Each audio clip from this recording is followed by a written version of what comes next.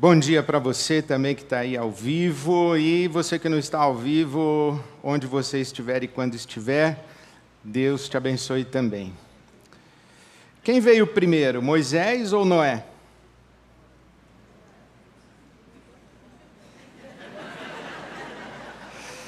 O rei Josias ou o rei Saul? Neemias ou Josué?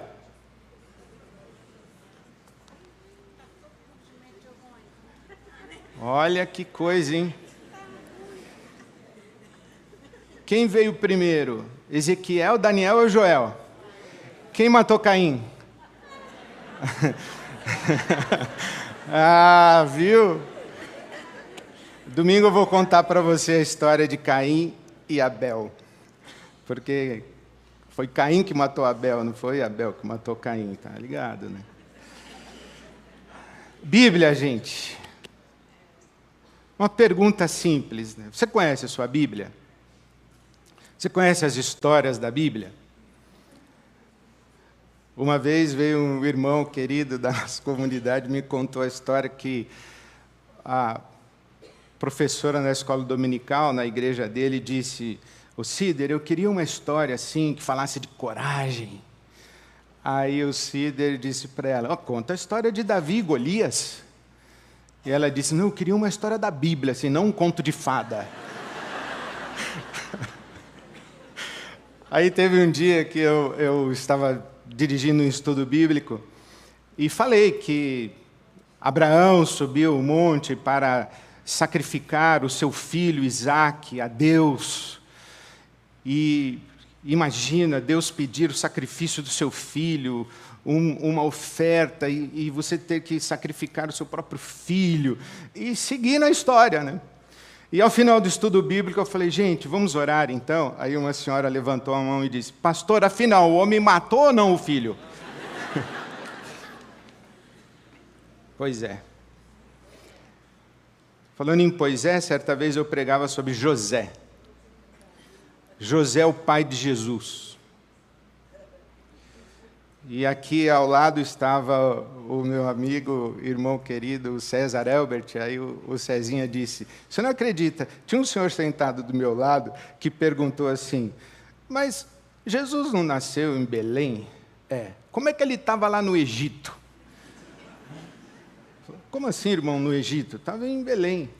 Falei: "Não, mas aí, esse José aí, que das 7 vacas magras, 7 vacas gordas." Gente, é incrível, não é?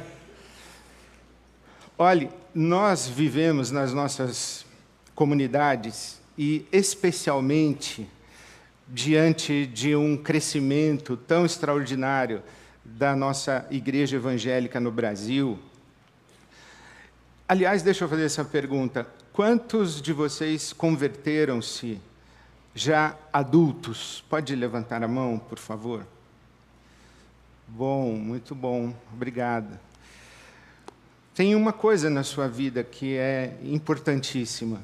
Você não frequentou a escola dominical quando era pequenininho, quando era pequenininha. Você não frequentou o Ibabe criança. Você não ouviu a história de Noé. Você não ouviu a história de Raabe. Você não ouviu a história de Daniel na cova dos leões. E muito provavelmente a sua cultura bíblica é uma cultura com flashes, com histórias que você conhece, mas você não compreende direito como que essas histórias se conectam. E que história essas histórias contam. E nós sofremos nas nossas comunidades, como eu estava dizendo, o que eu poderia classificar, porque essa é uma terminologia, infelizmente, é uma expressão muito usada, de um analfabetismo bíblico. De não conhecer a Bíblia, ou conhecer as histórias da Bíblia, mas não conhecer o significado dessas histórias. Não conseguir perceber como essas histórias estão entrelaçadas e como elas compõem um sentido que só é apreendido, discernido, quando a gente tem uma visão sistêmica. Para muita gente, por exemplo, a Bíblia é como um quebra-cabeças de 5.000 peças, e aí você pediu para a sua prima trazer dos Estados Unidos um quebra-cabeça para você. Aí ela trouxe. Só que quando ela foi fazer a mala, ela viu que aquela caixa muito grande não era legal. O que ela fez? Jogou as pecinhas num saco ali do hotel, jogou a tampa da caixa fora e te entregou as 5.000 peças. Para muita gente, a Bíblia é exatamente isso. São 5.000 peças que a gente não sabe o que a gente está montando. Aí a gente monta, conseguiu uma árvore. Aí fica feliz que conseguiu um leão. Mas qual é o quadro todo? Que história a Bíblia Sagrada conta para nós? E quais são as histórias que são determinantes, fundamentais? E quais são as histórias que são coadjuvantes? Quais são as histórias que, se porventura não tivessem sido contadas, a sua ausência não alteraria o sentido amplo da Bíblia Sagrada e a verdade revelada, a história essencial da Bíblia Sagrada? E quais são as histórias da Bíblia que, se porventura não tivessem sido contadas, deixariam um vazio de sentido, como se faltasse uma peça muito importante para completar o quadro? Como é que a gente lida com a Bíblia? Então, uma boa notícia para você. Eu estou entusiasmadíssimo com essa nossa proposta de, a partir do domingo que vem, começarmos a contar para você as histórias da Bíblia. Vamos começar. Domingo que vem? Adão e Eva. Domingo que vem, às 9 da manhã, o Kenner vai falar sobre Adão e Eva, e às 11 eu vou falar sobre Caim e Abel. Aí a gente vai até o Apocalipse. Como é? Não vamos assim chegar no Apocalipse, né? São só as histórias do Apocalipse. Não é que nós vamos levar você para o Apocalipse. Mas, gente, a gente vai ler as histórias da Bíblia, nós vamos passear pelas histórias da Bíblia, pelas páginas da Bíblia. E antes disso, nós queremos sublinhar para você a importância da Bíblia Sagrada. A importância de conhecermos as histórias da Bíblia, a importância de nos familiarizarmos com a Palavra de Deus. E aqui já tem uma gama de conceitos muito interessantes. Escrituras, Bíblia, Palavra de Deus, são expressões sinônimas? Ou Escrituras é uma coisa, Bíblia é outra coisa, Palavra de Deus é outra coisa?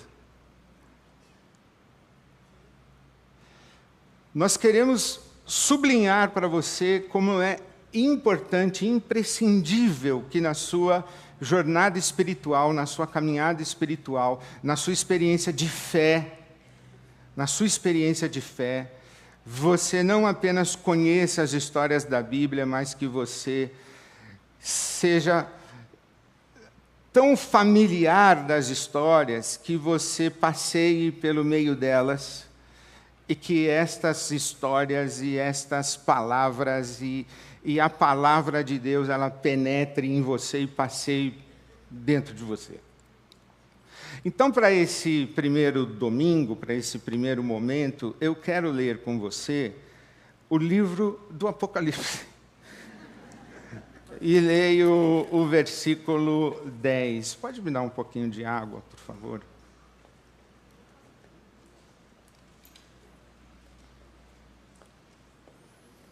Meu copo está aberto. Obrigado.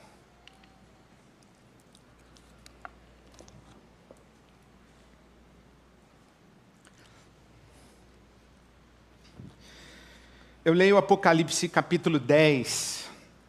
Entre nós, o especialista em Apocalipse é o pastor Kenner Terra. Então eu vou me atrever a ler o capítulo 10 e dar algumas explicaçõezinhas e depois você pergunta o resto para ele. Apocalipse capítulo 10. Vi um anjo poderoso que descia dos céus. Esse é João, na ilha de Patmos. Ele tem essa visão. Vi um anjo poderoso que descia dos céus. Ele estava envolto numa nuvem e havia um arco-íris acima de sua cabeça. Sua face era como o sol e suas pernas eram como colunas de fogo. Ele segurava um livrinho que estava aberto em sua mão. Colocou o pé direito sobre o mar e o pé esquerdo sobre a terra e deu um alto brado, como o rugido de um leão. Quando ele bradou, os 7 trovões falaram. Logo que os 7 trovões falaram, eu estava prestes a escrever, mas ouvi uma voz dos céus que disse: cele o que disseram os 7 trovões e não o escreva. Então o anjo que eu tinha visto em pé sobre o mar e sobre a terra, levantou a sua mão direita para o céu e jurou por aquele que vive para todo sempre, que criou os céus e tudo que neles há, a terra e tudo que nela há, e o mar e tudo que nele há, dizendo: não haverá mais demora, mas nos dias em que o 7º anjo estiver para tocar sua trombeta, vai cumprir-se o mistério de Deus, da forma como ele o anunciou aos seus servos, os profetas. Depois falou comigo mais uma vez a voz que eu tinha ouvido falar dos céus: vá, pegue o livro aberto que está na mão do anjo que se encontra em pé sobre o mar e sobre a terra. Assim me aproximei do anjo e lhe pedi que me desse o livrinho. Ele me disse: pegue-o e coma-o. Ele será amargo em seu estômago, mas em sua boca será doce como o mel. Peguei o livrinho da mão do anjo e o comi. Ele me pareceu doce como o mel em minha boca, mas ao comê-lo senti que o meu estômago ficou amargo. Então me foi dito: é preciso que você profetize de novo acerca de muitos povos, nações, línguas e reis. Sabe por que esse anjo está com um pé sobre o mar e outro sobre a terra? Sabe o que significam os 7 trovões? Sabe o que significam os 7 anjos? Sabe o que significam os 7 selos? Pergunte para o Kenner depois. Ele vai explicar tudo para você. Agora, por enquanto, eu só quero salientar para você o fato de que João tem uma visão de um anjo. Esse anjo tem um livro na mão. Esse anjo brada, ele faz um brado como que de um rugido. Ao rugir, os 7 trovões se pronunciam. Então, existe uma revelação, existe uma mensagem.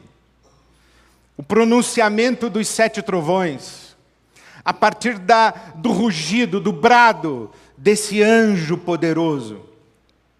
E quando ouve a revelação, quando João ouve a mensagem dos 7 trovões, aquilo que eles pronunciam, João se apressa em escrever. Vou escrever. E ele está fazendo aquilo que lhe fora orientado ou ordenado. No capítulo 1 do Apocalipse, João tem uma visão de Jesus ressurreto, e do céu ele ouve a ordem: escreva tudo o que você vai ver agora. Escreva. Então, quando aqui no capítulo 10 esse anjo brada, os 7 trovões se pronunciam, o que João vai fazer é escrever. Mas a voz, entretanto, se manifesta novamente dizendo: não escreva, cele. Cele, sabe o que significa? Já sabe o que fazer se você não sabe o que significa? Cele. Não escreva, cele. E vá ao anjo novamente e peça a ele o livro. Então João vai ao anjo e pede o livro. E o anjo entrega a João o livro e diz o quê? Tome-o e coma-o. Coma este livro. Coma este livro. É completamente fora da nossa percepção e do nosso imaginário comer o livro. Por exemplo, nós poderíamos dizer que o anjo disse a João: leia este livro, estude esse livro, aprofunde-se nesse livro, descubra os mistérios revelados nesse livro, dedique-se a estudar profundamente esse livro. E talvez alguém dissesse: então, foi isso que o anjo disse. Foi isso que o anjo disse para João. Leia, estude, aprofunde-se, pesquise, vá atrás dos mistérios revelados nesse livro. Isso aí é comer o livro. Sim e não. Porque a nossa mente moderna, ocidental, filha do racionalismo, do iluminismo, ela praticamente está reduzida às capacidades da racionalidade.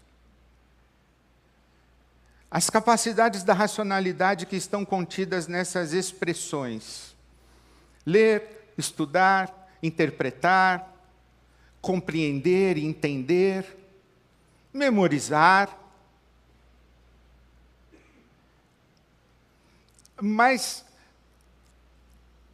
a tradição semita e a tradição bíblica, elas vão muito mais longe do que a nossa vã filosofia ocidental consegue alcançar. Coma este livro tem um significado muito mais profundo do que simplesmente estude, entenda, interprete, compreenda. Aliás, uma das grandes revelações desse nosso tempo, que todo mundo caracteriza como polarização, é a nossa constatação de que a nossa comunicação humana tem muito pouca racionalidade. E a ilusão de que, numa conversa racional, nós nos entendemos. Eu tenho um amigo que me ensinou um ditado muito interessante. A mãe não diz assim: eu já falei 1000 vezes, tira esse sandália daqui. Aí o meu amigo disse: é verdade, ela falou 1000 vezes, mas dito não significa ouvido.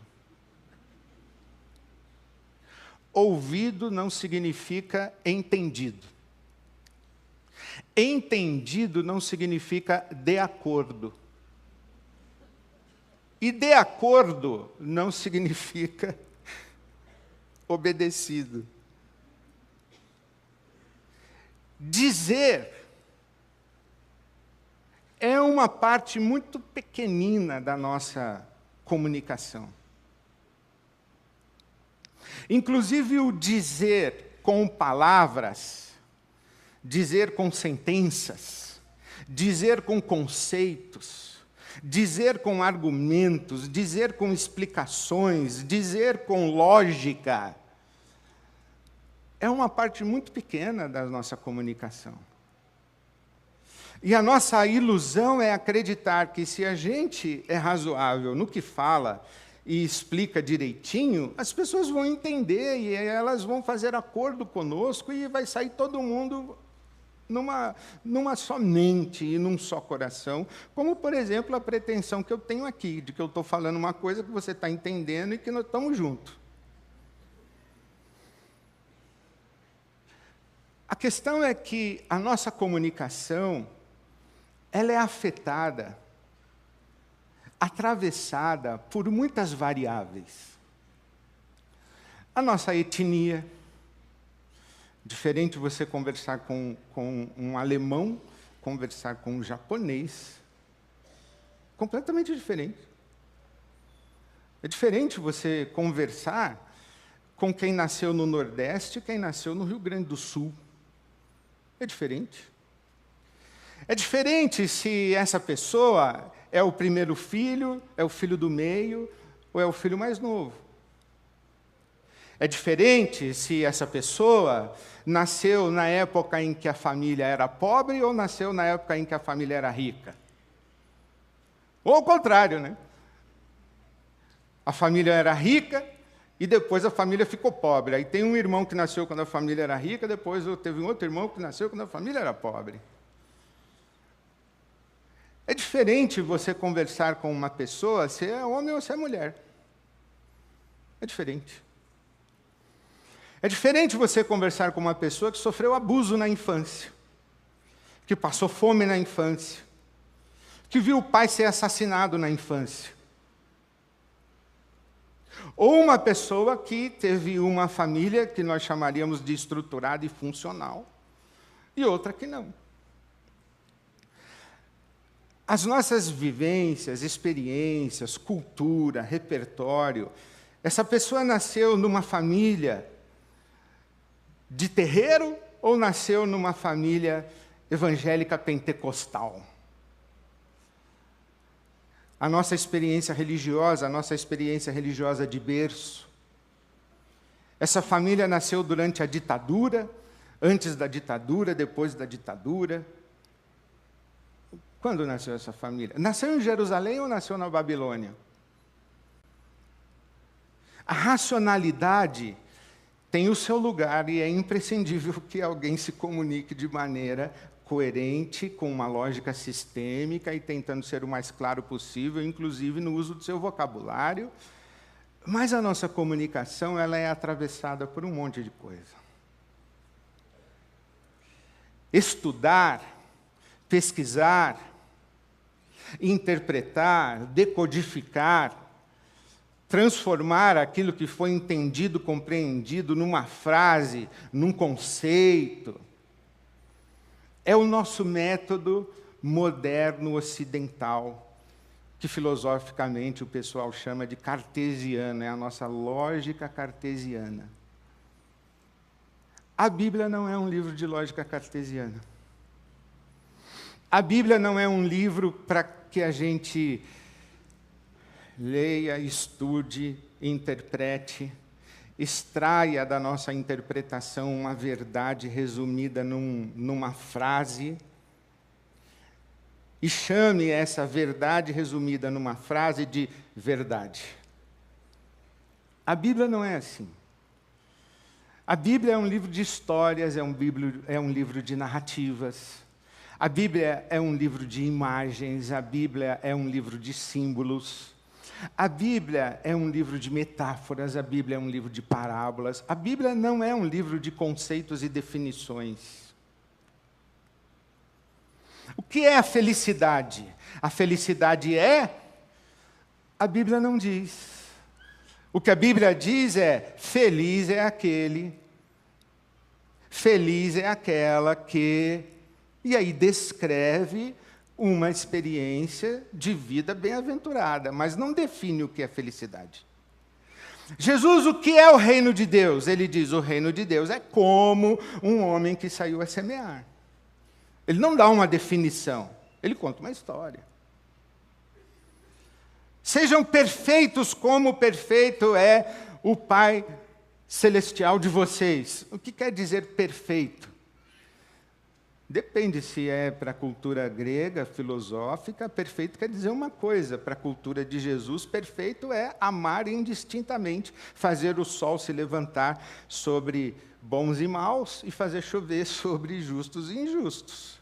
Isso é ser perfeito. Perfeito é amar. O que é ser perfeito?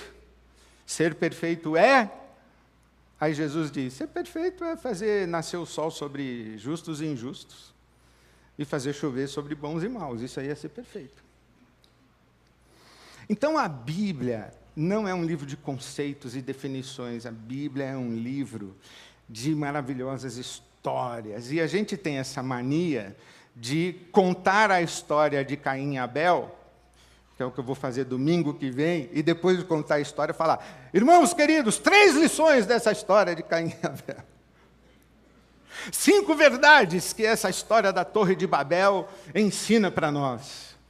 Nós estamos pegando um livro de imagens e transformando em um livro de conceitos. A Bíblia não é para a gente se apropriar dela racionalmente. Ler, estudar, entender, abrir um monte de livro, interpretar, decodificar, depois, eu já conheço a Bíblia. A pergunta do anjo seria, tudo bem, você leu, você pesquisou, você interpretou, você resumiu em 5 frases, mas você comeu. Você comeu a Bíblia. Você comeu o livro. Ou você decorou versículos.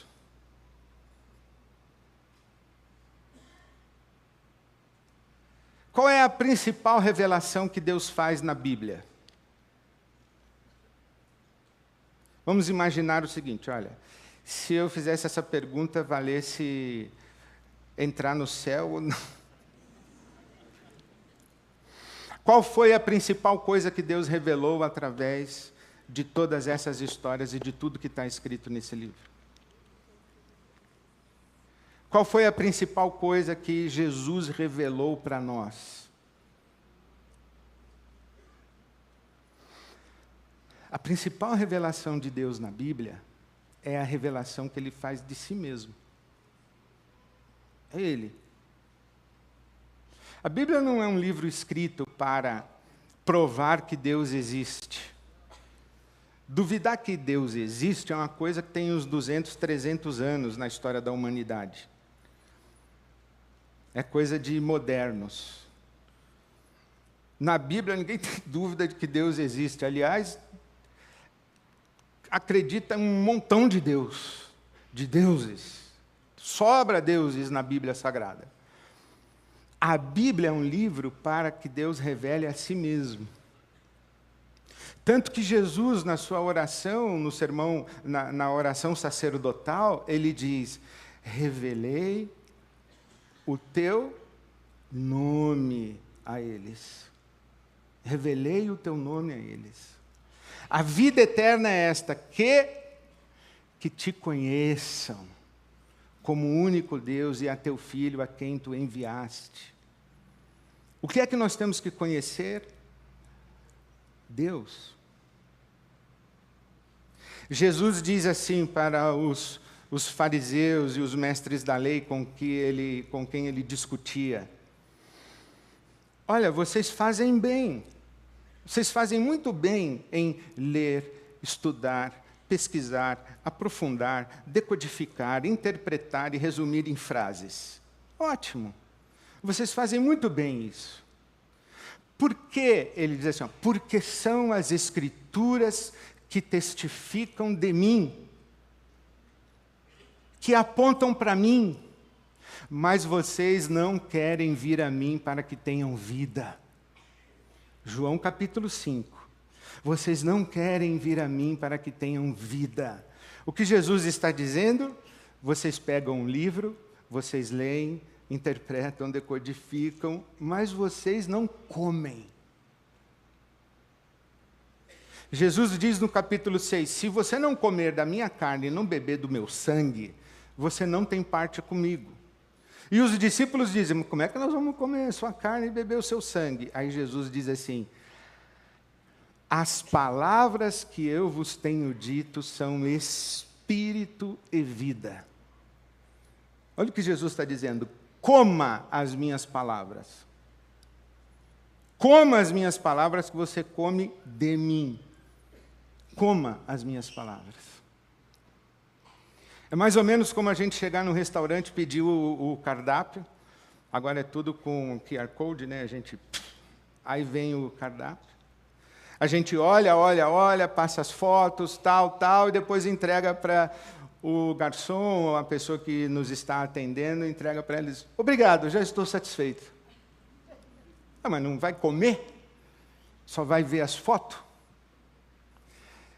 A nossa relação com a Bíblia não pode ser essa. Ah, aqui, ó, macarronada, frango.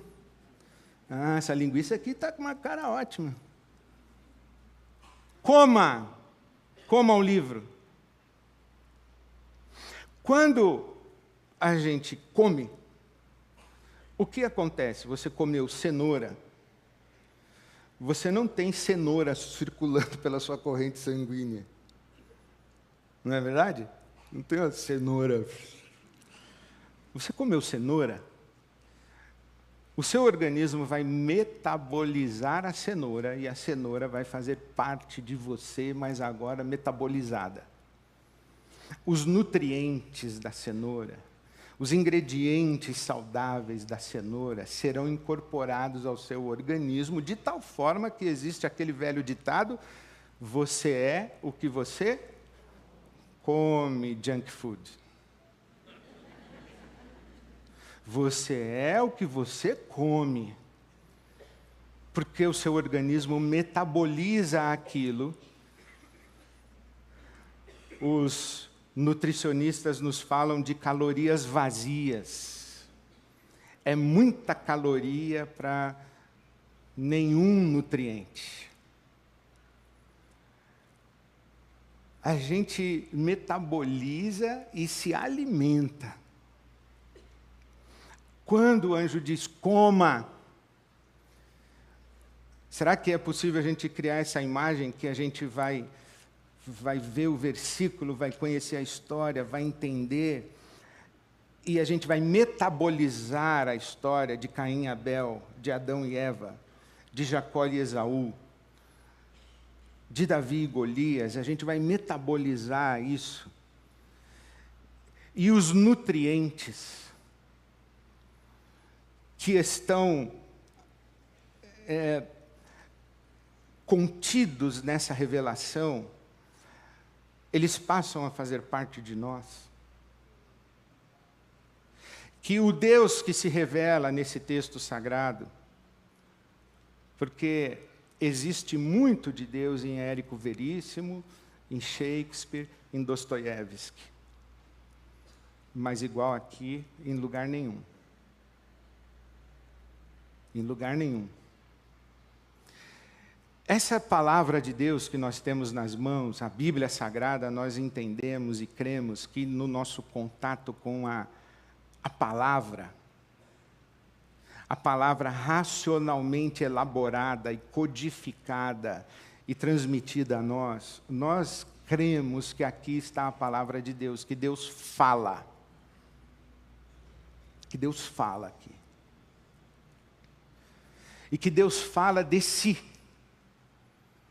Deus se revela aqui. E quando nós comemos o livro, nós comemos Deus. E quando nós metabolizamos o livro, nós somos transformados, adquirindo as virtudes do Deus que se revela nesse livro. Eu resumo isso aqui para você na carta de Paulo aos Tessalonicenses. Primeira carta de Paulo aos Tessalonicenses, o capítulo 2. Versículo 13. Presta atenção nesse versículo, que é um dos mais esclarecedores de tudo isso que eu estou falando para você. Primeiro aos Tessalonicenses 2, 13.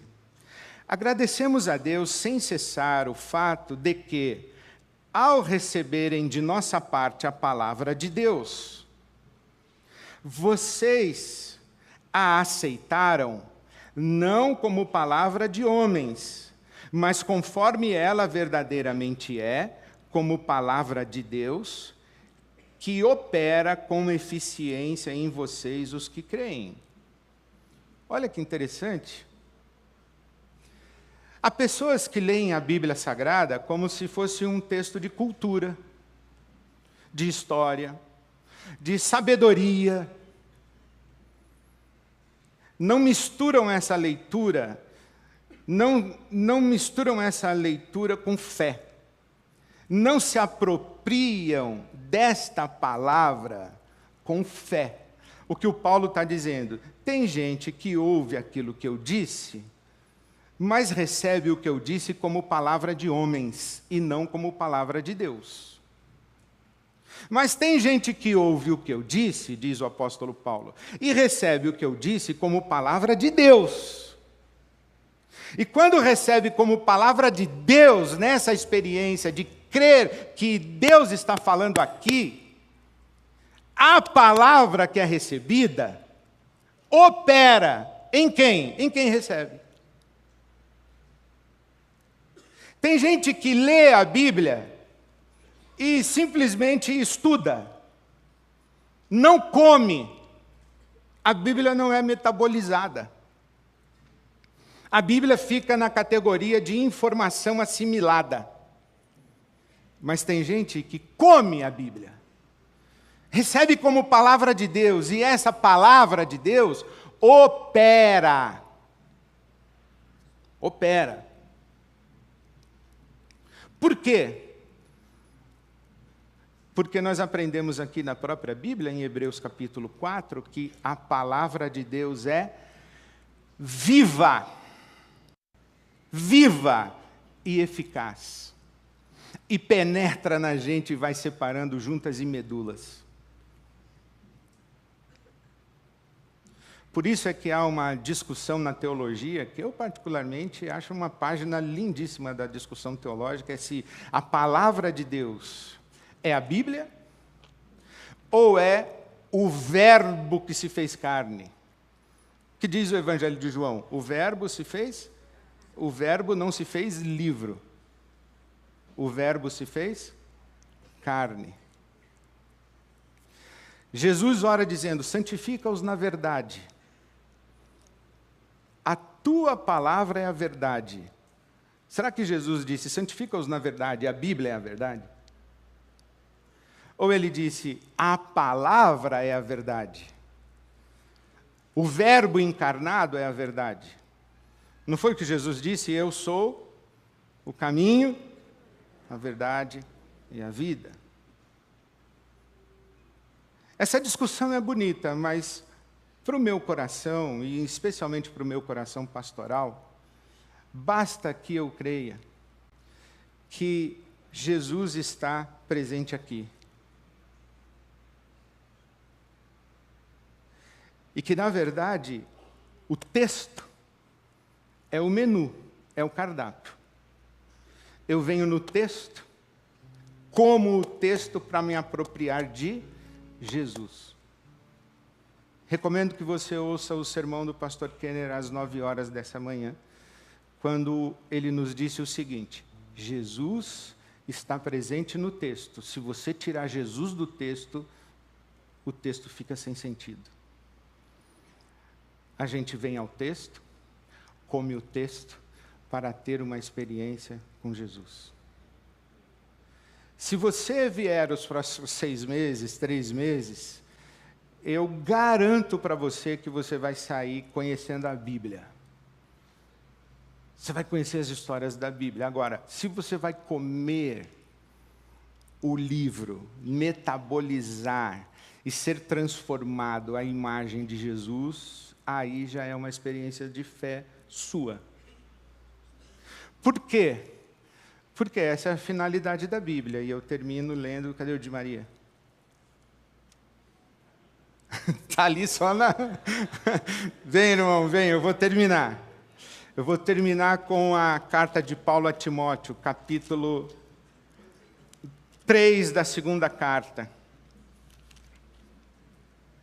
Quando ele nos diz o seguinte, no versículo de número 16.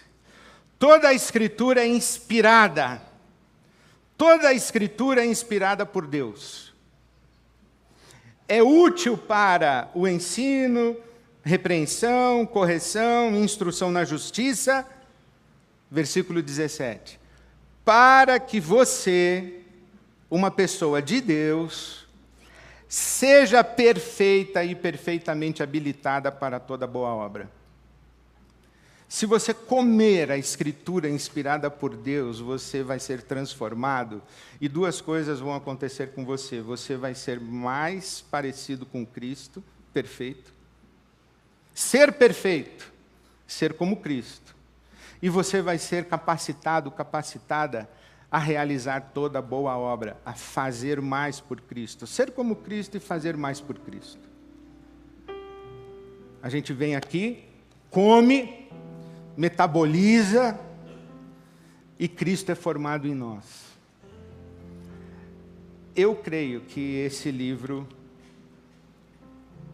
revela e traz para nós a palavra de Deus. Eu creio que Jesus está aqui nessas histórias. Eu creio que comendo essas histórias numa experiência de fé e recebendo tudo isso como palavra de Deus e não como palavra de homens, nós somos transformados.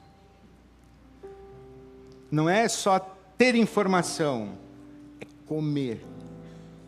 Então, meu irmão, minha irmã, a partir de domingo que vem, nós vamos chegar aqui todas as manhãs e dizer a você o seguinte: tome, coma o livro, coma esse livro, coma esse livro para que você seja transformado à imagem de Jesus, para que você seja qualificado, qualificada a fazer a boa obra de Jesus. Essa é a minha oração. E é com essa oração que eu consagro a Deus esse Kairos, esse tempo de oportunidade que nós abrimos hoje na nossa comunidade. Meu irmão, minha irmã, coma o livro. Jesus está nele. Amém. Amém.